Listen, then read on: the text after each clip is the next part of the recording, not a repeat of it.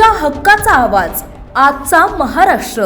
सांगोला पंचायत समितीत शहाजी बापू पाटील यांच्या सुनबाई राणी पाटील विजयी झाल्या। सुनबाईंच्या विजयाची बातमी समजताच शहाजी बापू पाटील यांना अश्रू अनावर झाले। पुतण्या आणि सुनेबाबत शहाजी बापू पाटील यांनी विजयोत्सव साजरा केलाय, पाहूयात।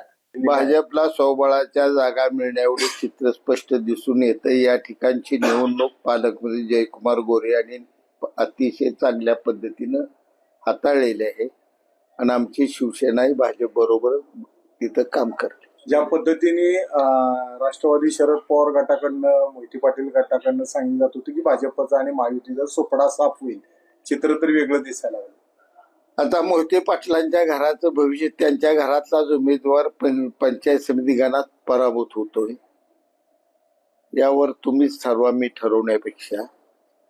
उलट पक्षी आमच्या पंचायत समिती गणाच्या उमेदवार 6000 मतांनी विजयी होत आहेत आमच्या घरातल्या। यावर जनता नेमकी कुणाच्या बाजूला चालली हे तुमच्या लक्षात येईल। त्या तुलनेने अजित पवारांच्या राष्ट्रवादीला लोकांनी मतदान केले, पण शरद पवारांच्या राष्ट्रवादीला डावललेली दिसते बऱ्याच ठिकाणी।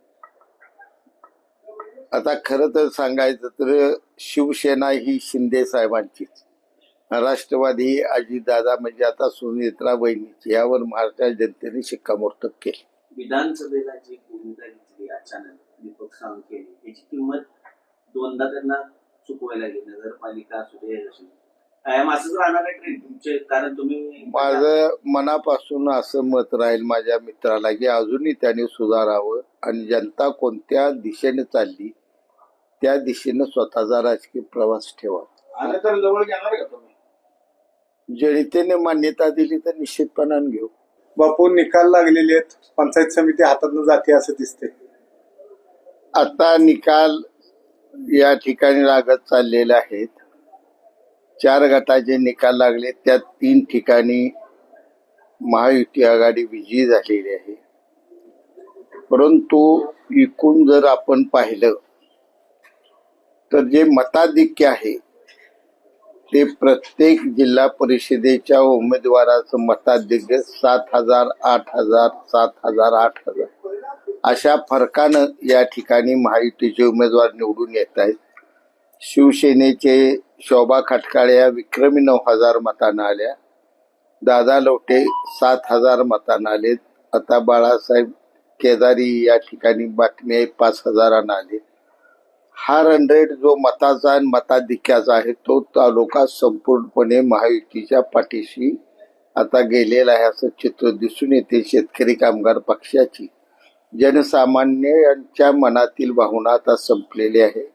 इथून पुढे शिवसेना भाजप या तालुक्यात निश्चितपणे राजकारण करेल। जवळ्यात मोठा विजय मिळाला गेला। जवळ्यातला पराभवाचा धक्का हा दीपक आबाला नसून आमचा उमेदवार निश्चितपणानं अर्ज भरला त्या दिवशी विजयी होणार होता।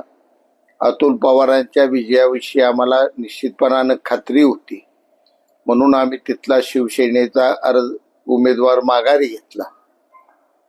विधानसभेत केलेल्या चुकांमुळे कदाचित जनतेने हा निर्णय दिला असावा असं मला वाटतं। राजकारण अडचणीत दिला होता, मित्राचा मुलगा सुद्धा त्याच्या घरच्या ह्याच्यातनं पराभूत झालेला आहे। आता मी एखाद्याचं भविष्य वर्तवणं तसं योग्य नाही, पण ज्याची त्याचं आपल्या वागण्याचा विचार या भविष्य काळात करावा, अन्यथा जनता माफ करणार। सांगोल्यात सर्व पक्षांची, तिन्ही पक्षांची महायुती सरकार प्रमाणे येत होती, आपण सांगितलं मतदान अजितदादांना श्रद्धांजली, काय सांगाल आता? अजितदादांना श्रद्धांजली म्हणूनच त्या ठिकाणी घड्याळ दीपक आबाच्या पोराला सुद्धा पराभूत करून विजयी झालेला।